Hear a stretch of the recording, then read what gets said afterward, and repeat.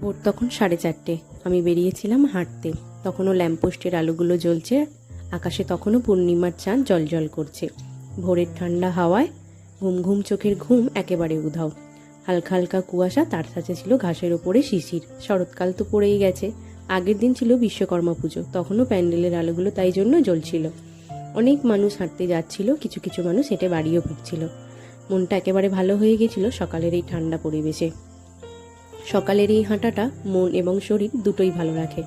সারা দিন মেজাজ থাকে ফুরফুরে। দূরে দেখলাম দুর্গাপুজোর জন্য প্যান্ডেলও শুরু হয়ে গেছে। মনটা আরও খুশিতে ভরে উঠল।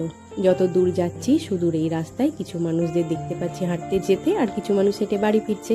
আমরাও তাদের সাথে যোগ দিলাম। সেদিন আসার সময় দেখলাম এক চায়ের দোকানের সামনে এতগুলো পায়রাকে কাকু খেতে দিয়েছে। ওরাও সারা রাত অপেক্ষা করেছিল কখন সকাল হবে, আমরা দুমুঠো খেতে পাবো। সকালবেলা এদের দেখে এবং হেঁটে এসে মনটা একেবারে ফুরফুরে হয়ে গেছে।